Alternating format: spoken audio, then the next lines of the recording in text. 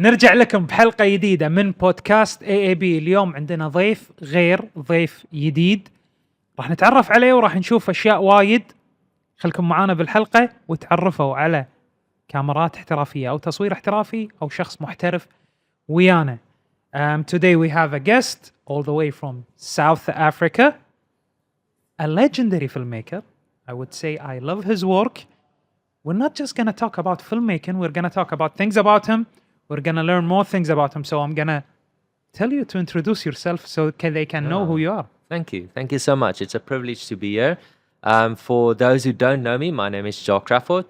I am a filmmaker from South Africa, and I have been making videos for about 13 years now. Wow. I actually started in the wedding industry. I didn't go to film school, anything like that. It's all self-taught. And I did wedding videos for about 5 or 6 years. And then I got tired of that and I fell in love with travel filmmaking. Nice. It was the Sam Calder age of travel films. It was all of a sudden it was really popular and social media just brought the world to your screen, you know.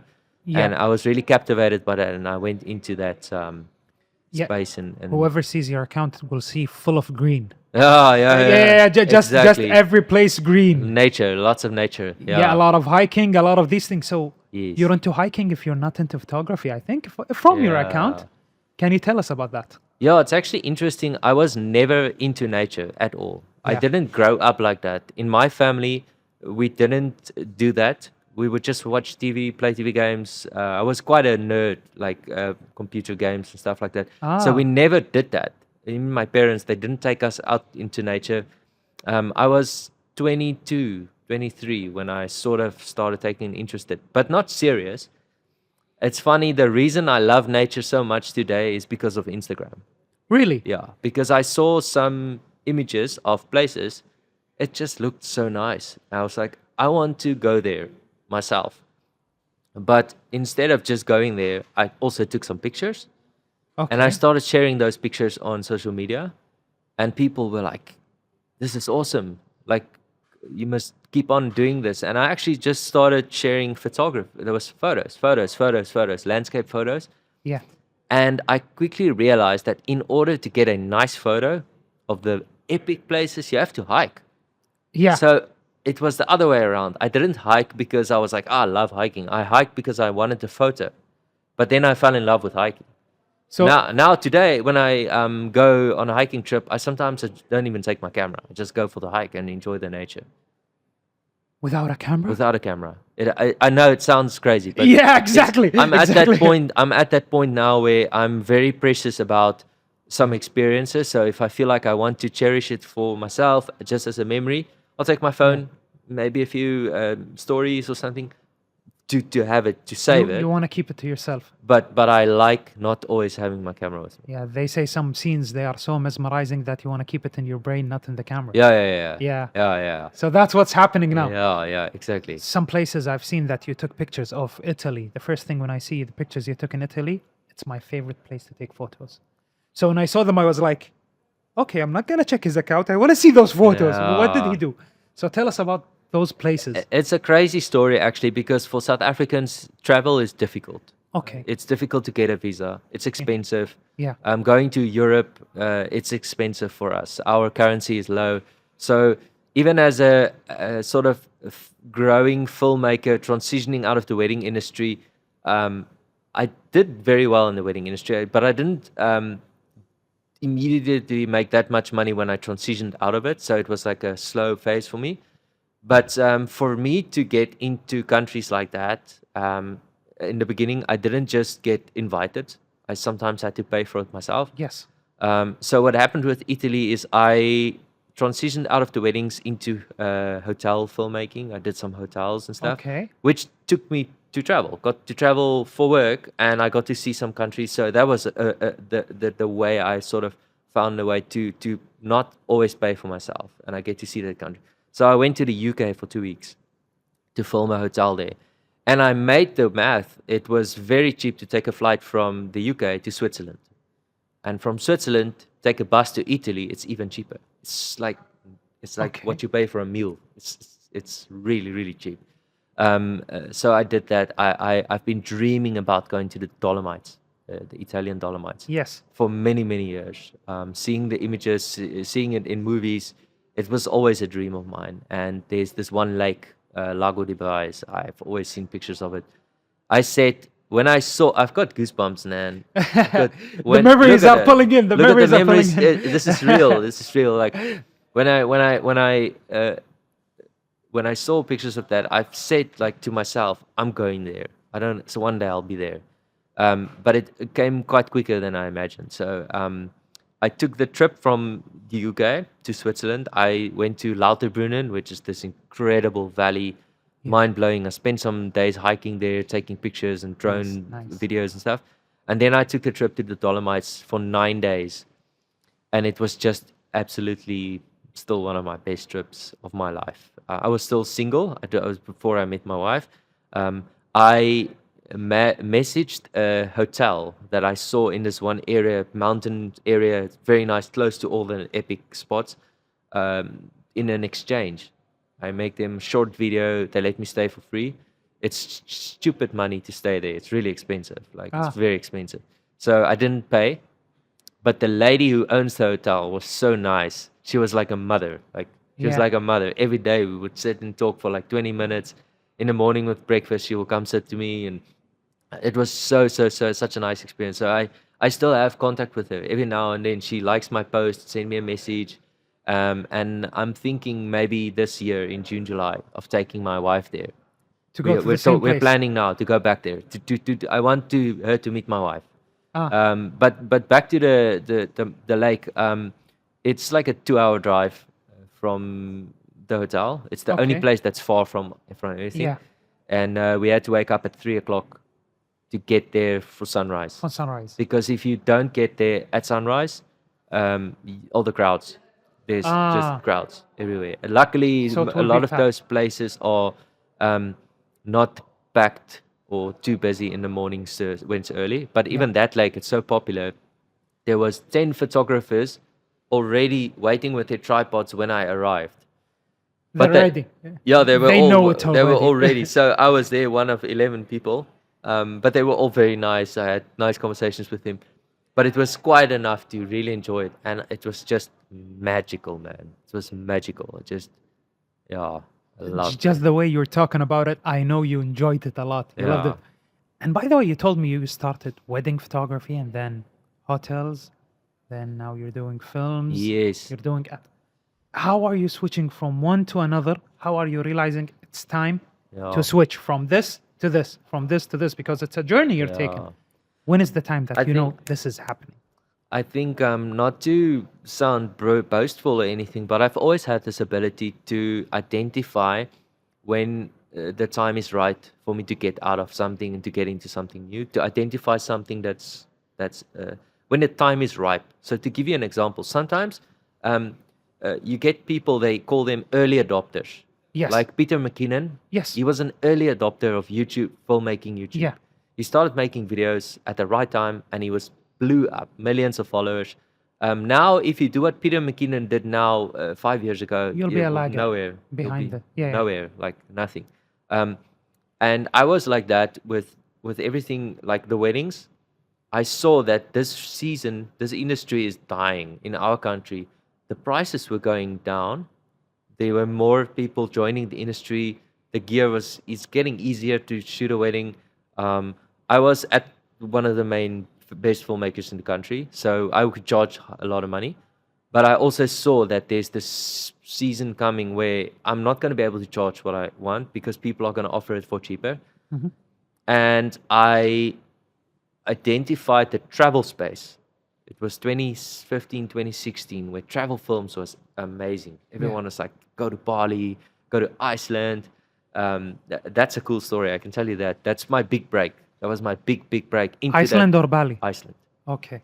So what happened with Iceland is I was still filming weddings. I was still sort of thinking about getting out of it. And during that time, I started doing the Instagram, the photos, the hiking, and all of that. And I went on a very difficult hike in South Africa where no one's ever actually filmed it because it's too difficult. You're not there to film, you're there to hike. It's It's a strenuous, difficult hike, 5 days. So instead of just doing the hike, I said, I'm going to shoot this hike as if this is my biggest client ever. I'm going to make the best video, and people will see how beautiful this hike is, because no one's ever captured it in that way. Yeah. So no one's went to that extreme with a big drone. It was still those phantoms, like phantom. The one with the big bag. The white drone. It was like this big case on the front and a big backpack on the back. My back was broken, from all the hills and.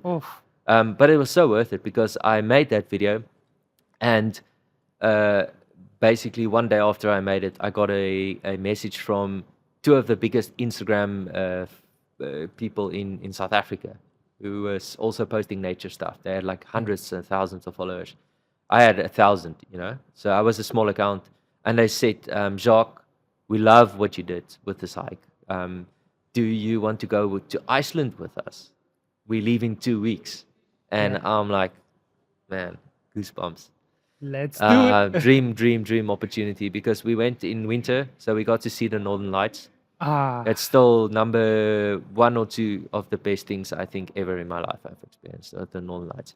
The reason why it's so precious is because we had no guarantee of seeing them. We were there for 10 days, and out of all those 10 days, they were only visible for one night, the second last night. So by day 8, you're like, are we even going to see it? I'm all this way, and I'm going to miss the Northern Lights. And when it appeared all of a sudden, it's so much better than you could imagine. It's so much better than what a photo or a video of it. It's just surreal. It's better in person than what you can see it on a picture. And I just loved every second of it. And I felt so grateful and privileged to be in that moment in Iceland. And what happened with that film is when I got home and I made the film, that film gave me so many travel jobs all of a sudden. It was Bali, it was Indonesia. the key. I went to Bali, Philippines, New Zealand. I got so many travel jobs from one Iceland video that it basically elevated my career. So the thing I wanted to say, to answer your question, is how do I make the change? I identified that it's time to make the change. Yeah. And the way to make the change was by throwing myself in that industry so hard that I basically started branding myself as a travel filmmaker. So Instagram, I deleted all wedding stuff. There was nothing, even though I still did weddings to transition. I killed the wedding website, the Facebook page. There was nothing, no trace of me that filmed weddings. So all the inquiries I still did came through word of mouth. But I put myself out there as a travel filmmaker. So at first it was a few local hikes and cool things that I did locally. Then it was Iceland.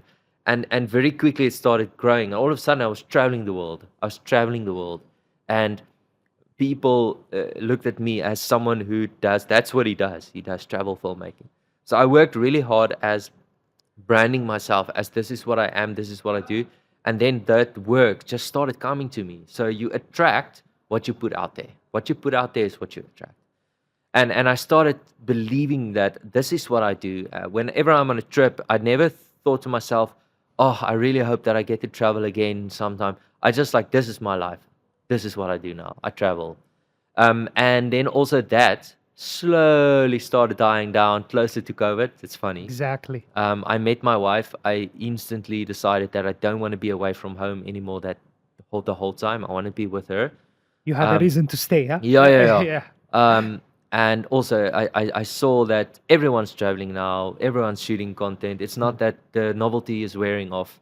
So it's time to start something else before. And then COVID happened.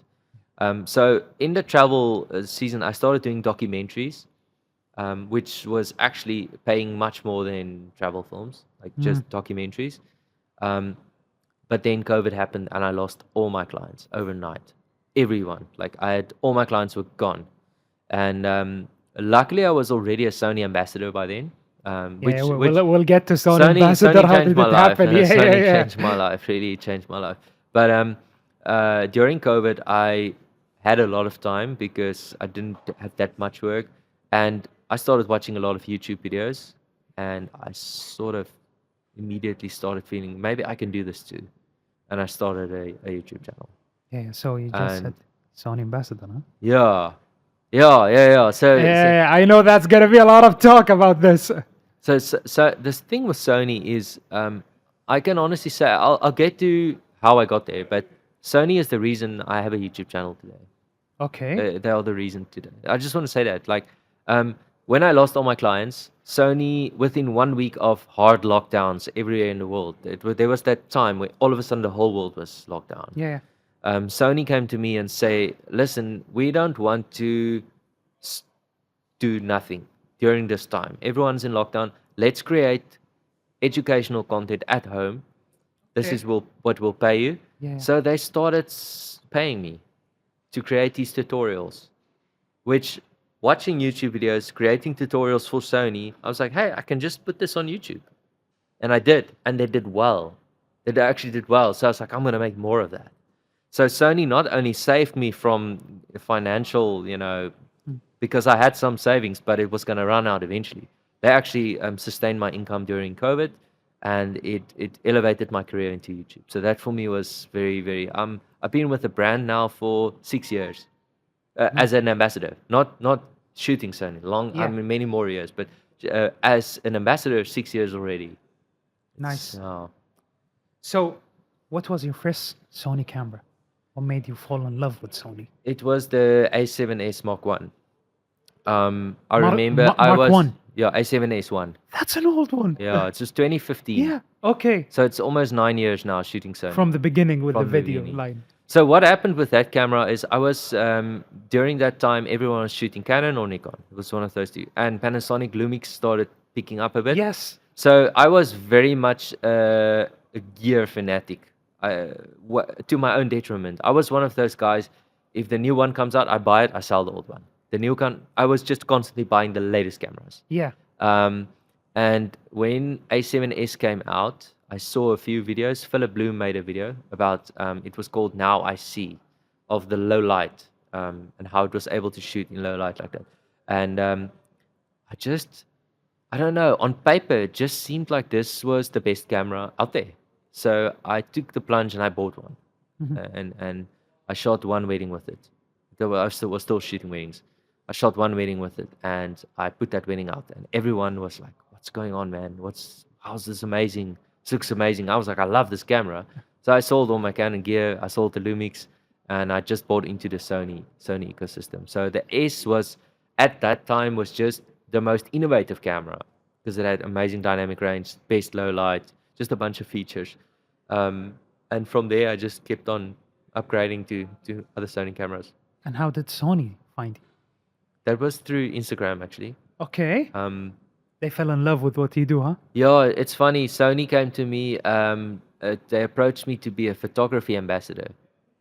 Because yeah, I can see your account. Because I had photos on there that I took with Sony, but that was a hobby, man. My photos were just a hobby. It was what my followers enjoyed, seeing travel photos and stuff.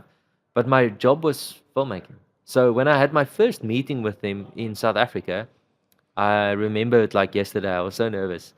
They asked me, tell us about what you do. And they were almost surprised when I told them I'm a filmmaker, because they actually haven't really started exploring that side as much. And after a few months, we had a good meeting, but they were quiet for like 2 months. After 2 months, they said, Jacques, we want to talk to you. We actually want to push filmmaking with Sony, and we want you to be our ambassador. So I was like the first video ambassador of South Africa. Nice. And it was amazing, because they let me do these workshops. And one of the things I'm most passionate about, more than filmmaking, is talking about it. So like this, I love this, man. I could chat to you all day. When it comes to gear and filmmaking and the creative stuff, I can talk about it all day. So the workshops was really an incredible way for me to have as a platform as a Sony ambassador, to share that. And from there on, my contract just always, they renewed. They started giving me opportunities, sending me to other countries. I was part of launches. A camera launch, when a new camera comes out, they give it to you like a month or two before it comes out. Yeah, you did an ad for an amazing camera. Yeah. I've seen that video. I think the A1? No. I had A9? FX3, A7S3. I did ZV1. ZV1. Yeah, ZV1, A7 IV. So it was just a great opportunity to be able to shoot with the camera before it's out, before it's announced, and on the global launch day, you post your video on YouTube. That's again also one of the reasons my channel took off, because there was so much interest in this camera that people will search it, and my videos just got views. Definitely, you're one of the first people to have it. Yeah. So the people I want to know, I actually search you guys. I see what is he talking about? What's in the camera? Yeah. They are amazing. They are very nice to see. Now, question: you switched from style to another style. How do you deal with changing of the lenses? Yeah, every time. So let's say wedding, you need portrait, and then you're going to wide, and then you're going. Yeah. So for me, there was this time where I was really set on prime lenses, even on weddings. I would actually do the effort of shooting portrait. Yes. But then I discovered the 24-70 G Master, the Mark 1, like when it came out. And I quickly fell in love with that lens as an all-round lens. So for a long time, I shot everything on just that lens, that and the 70-200. Because I felt like the versatility it saves me so much time. So if you're travel filmmaking, you don't want to put on primes the whole time. You want to have versatility. You want something that can just do everything for you. Yes. So that for me was quite an easy transition. But then as I started getting more into the narrative filmmaking again, where commercial, like lighting and stuff, I went back to primes because I liked the creativity of it. The depth of field and stuff like that. Yeah. So I still like zooms, but today, right now, I'm back at the primes. I enjoy the primes. If I have time, I switch the whole time. So one thing, if you guys actually were in his workshop, you would realize the way he did the workshop wasn't just like he was telling us everything. You were actually moving the models. So let's say when we see photography, nature, these things, I would say, okay, this guy knows how to deal with nature. But you were actually directing the set. Yeah. So can you tell us about how are you dealing with the movements? Because if I say, I would say he's a filmmaker, he's a DOB, but you did lights, you did the movement of the model, how is she acting, these things. How did you get that? I think that is 100% due to my wedding experience, shooting a wedding. Because when I started shooting weddings, I was just a fly on the wall. You get there, you document, you don't say much, you just shoot over the shoulder of the photographer, you try to get some shots.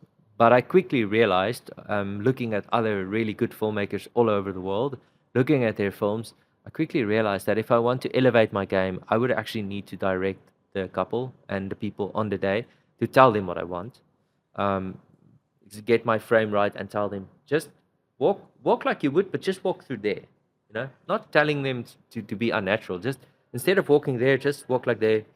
I started directing the couples. That gave me confidence because I was a very shy person. I'm a very shy person.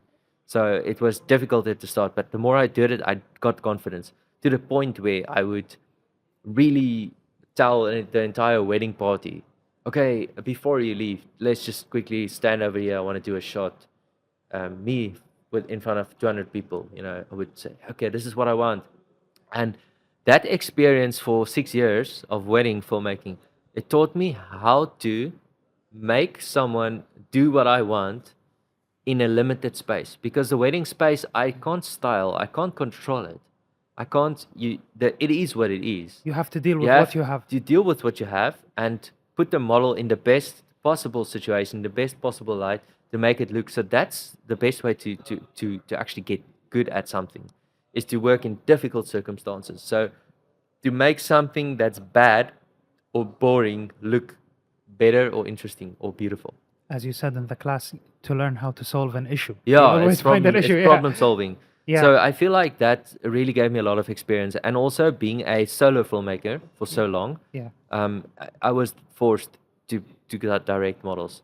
So I really can attribute a lot of my directing experience to working with weddings, clients, and just doing the directing myself. But I really believe that when it comes to narrative or commercials or like high-end filmmaking, you have to create. You have to create it. It's not going to happen in the wedding. Some people, they wait for it. It happens, you're lucky. Yeah. If it doesn't happen, you're unlucky.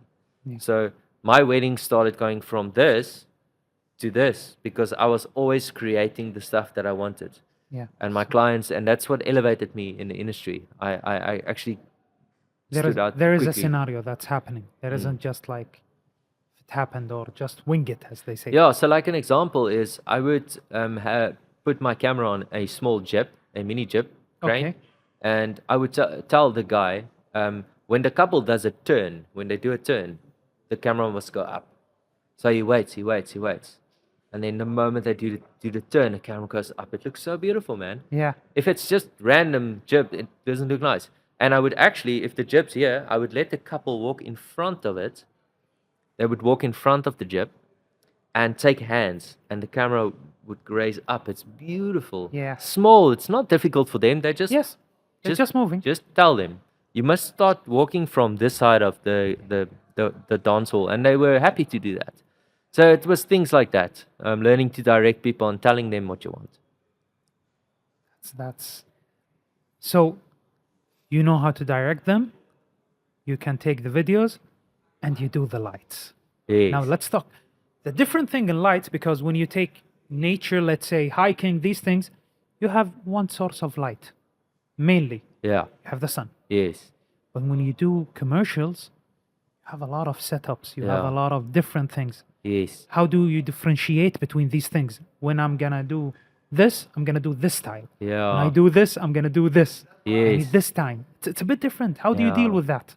So that for me is also a situation of trial and error. I try to light as much as possible because I also make mistakes. Sometimes Yeah. I light a scene, I get home and I'm like, oh, I messed that up. That doesn't look as natural as I would like it to be. The goal with lighting is always to make it look like there's no lights. If you look at any movie, you're not thinking, oh, there's a light there. You just look at the movie, and that's the goal, to natural lighting, to make it look like there's no lights, it's just natural. So that's always been my goal, is to just look at where the light's coming from and putting my lights sort of close to that source, motivating that light in a natural way, and then just getting the intensity as close to natural as possible. And I feel like the more I do it, the better I get at it. But you have to make mistakes. Lighting is just one of those things that you can watch 100 YouTube videos. You're not going to get better if you don't actually do it. You have to do it. You have to do it over and over. And you have some projects that will fail. Even if the client don't know, you will know that, oh, that wasn't lit as nice. Or, I could have done better. But only by doing that, you know that you can do better. So I know for a fact that for the workshop last night, if I had more time, I could have made it look better. Yeah. Much better. Looked amazing. Thanks. Looked I amazing. thought, oh, I hope these guys are not seeing what I'm seeing. But it was under the time that we had. I feel like it's nice, but I could have made it much better. Looked more than amazing. Ah, thanks, I was man. just happy looking at the place. It was amazing. Even like when I came close to you and I was looking through the screen, Yeah. it looked stunning. Oh, Not just thanks, man. amazing, stunning. Thanks. The shadows, how it was light, the reflector effect, everything was lovely. Thanks, man. Now, there are these moments, as you said, you say, I could have done better. But there is this one moment that you can never forget how amazing it is for you. Yeah. What is that moment for you? I feel like there's been a few films where I've done that. It's very rare. And I'll tell you what I mean by that. I never really want to feel like that for too long or too much. Because what I've found is that the more I do this, the more difficult it becomes. Yeah. Why is that? Because you don't know what you don't know. The better you get, the more aware you become of what you can do better. So like last night, some people might say, oh, yeah, that looks great. And I would have said the same. But now I know more of what I can make it look better. So the space where I feel everything looks perfect, it's a great feeling. But I only want to feel like that every now and then. Yeah. Where I actually, I'm like, yeah, this looks amazing.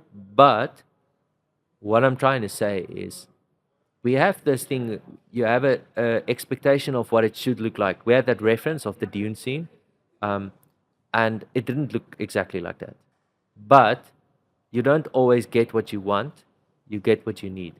Yeah. So I had to learn to. There's a bug over here. I had to learn to be more soft on myself, not be so hard on myself, because I had this expectation of what it's going to look like. Sometimes when you get home, you start editing the film, it actually looks amazing. It actually looks great. So I have rare occasions where I look at the set, I look at the frame, and like, oh my goodness, this is amazing. This last film I did, there's a few scenes where I felt like that. I was like, oh my goodness, this is just perfect. That's the short film Dystopia. Like I felt like that on some of the scenes. I just kept telling him, look at this. I can't believe this is my set. I did that. Yeah, I did that. Yeah. Me, Exactly. that's me. That's exactly what I felt. So it's, man, it's a wonderful feeling. But I think because I'm so intent on growing and getting better, it's always fleeting. I'm always gonna feel like, I can do better. But I it's not. You can do it in a healthy way, not in an unhealthy way. You don't want to be doubting yourself all the time and feel like you're not getting anywhere. But you also want to just have something more to grow and aspire to. Always going a little bit further. There's always a step to take. Yes. Yeah. So, yesterday or in your class, you showed us on the screen. You had a lot on the screen. So you're shooting a log, and then you had a lot to know the colors. Do you actually use those lots in editing, or there is the touch that you want to take it out, the coloring? How do you know that? Some projects I actually would use that exact LUT. The one you look. used on the Burano. So I put that LUT, the one I use in post, I put it on the camera. So what you see there is close to what I'm going to get in post. But in post, I do more with it. Not just contrast and saturate, brightness and stuff like that. But also some masks and creative tweaks and stuff like that. But I also enjoy sometimes just starting from scratch, doing standard Rec 709, start to play with the shadows, start play with highlights. Something I really enjoy at the moment is the color space transform from DaVinci Resolve. You can really transform it into so many different color spaces. So there's the Cineon film log that you can use with the Fuji LUTs that's built into Resolve. Gives you that film look. It doesn't work on every project. So I always try it. Sometimes if you need that vintage look. I just try it. Some scenes and some kind of lighting situations, it just looks the best, man. So I play with I don't have a standard LUT that I stick to. I like the one LUT, the one I put there. I really like it. So on those quicker, smaller projects that I spoke about, that I sometimes deliver for my clients, that's my standard LUT. I know that because I know the client's gonna like it. So I just use that one because I like it. All my clients like it, so I'll use that. But I also on bigger projects, I feel like let's see if we can get a custom look that's gonna work for this project. Nice. Yeah. So let's say if there is no limitation in cameras, no limitation in lenses, no limitation in budget, no limitation in project. What's one, let's say, crazy project you do it's nearly impossible to do? But let's say if there is no limitation. What's a project that you would do? Yeah. I would say at the moment, I'm really getting to the cars. So you're sticking a camera in a car. Yeah, but more than that, I would want to shoot something action. So like a fighting scene and a driving scene. So I have a few ideas for projects, but definitely I'm exploring the idea of, I have a few workshops coming up now where we're using stunt actors. So they are stunt actors for big movies and stories in South Africa. So they're very talented. And that's just gotten me really excited to shoot something that's more dynamic, like, fighting scenes and cameras shaking and the movements of cars, the science behind it. It's the movement. It's so difficult to achieve. But if you have a higher budget, if you have more like a proper camera car with an arm, not the tilter, like more like the kind of shots that you can get. I saw a film this morning actually. One of the guys here, Harriman from Sony, he showed it to me. I've seen it before, but he just reminded me how epic that film is. And in that moment, I felt like that's what I want to do. Something like that.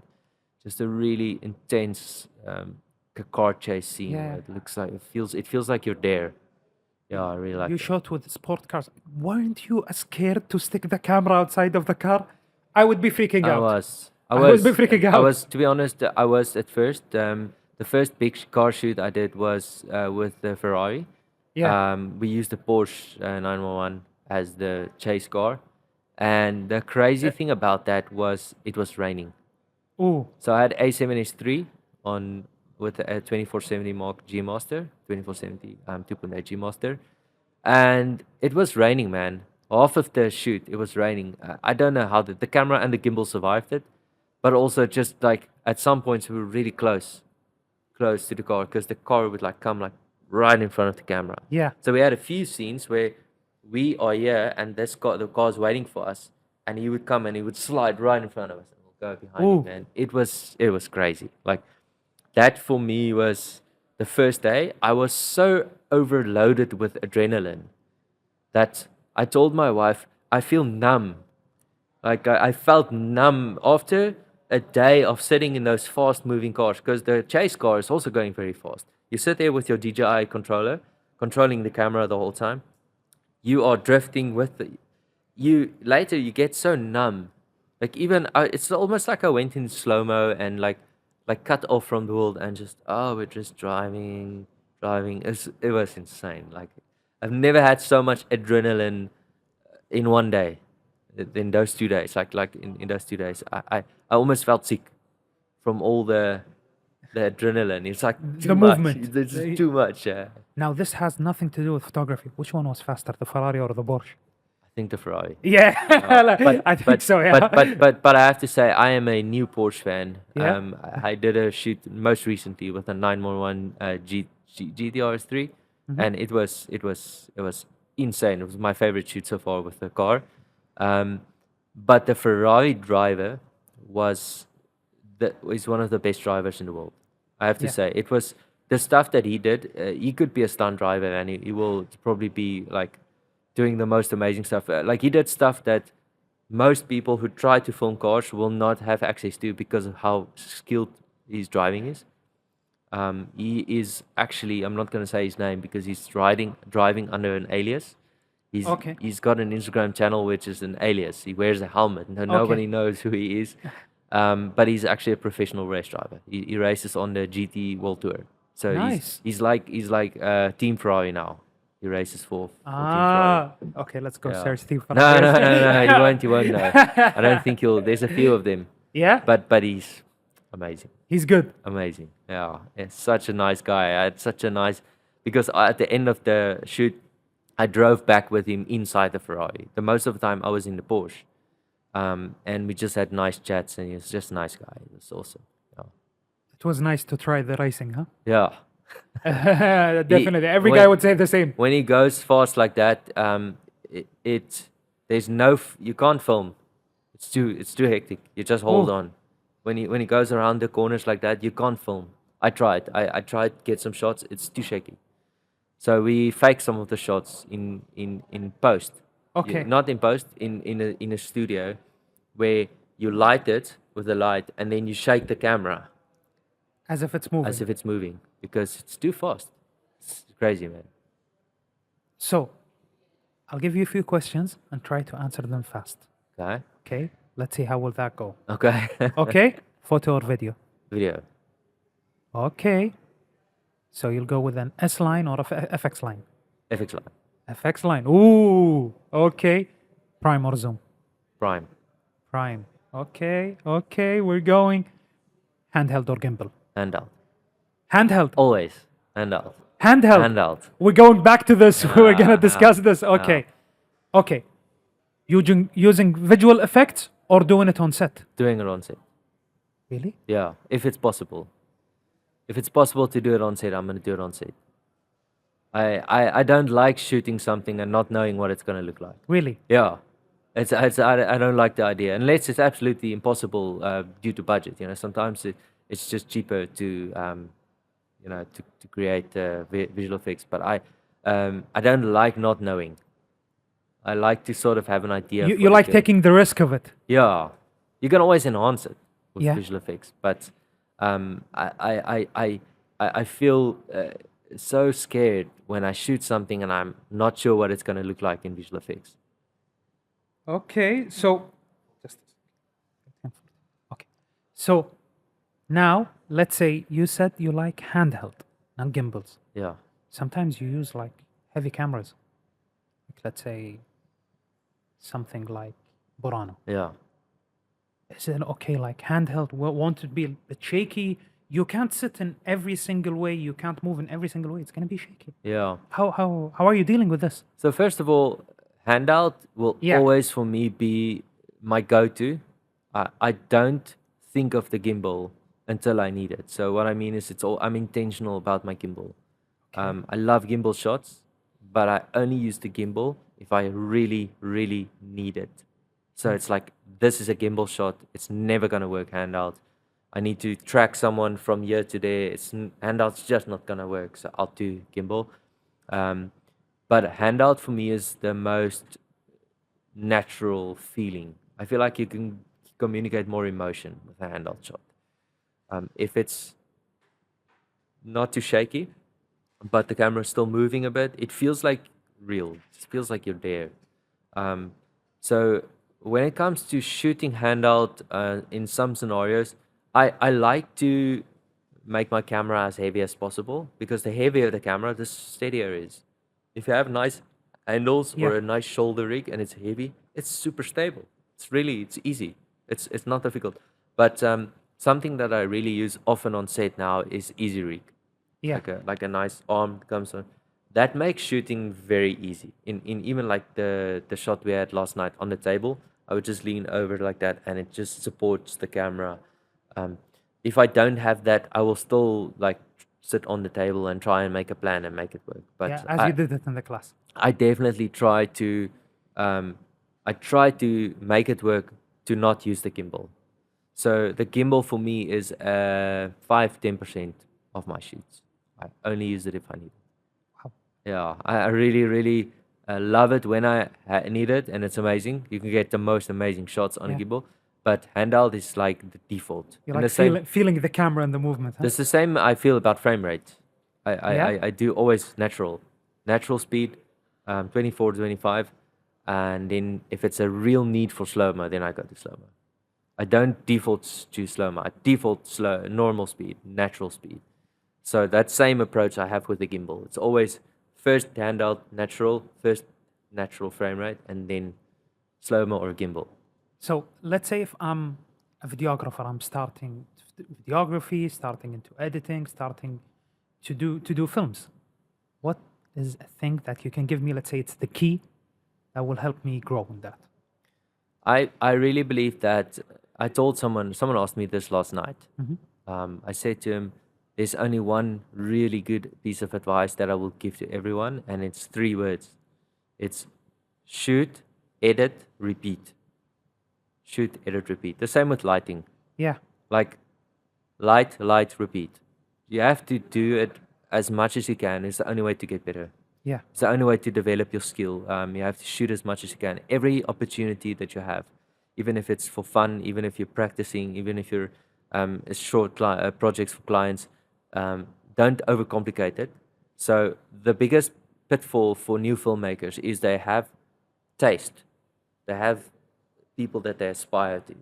And here they are. And they look at themselves and they see what I'm creating is not exactly what top guys are doing. So they feel, well, I'm not going to post it, or I'm not there yet, so I'm not going to do it.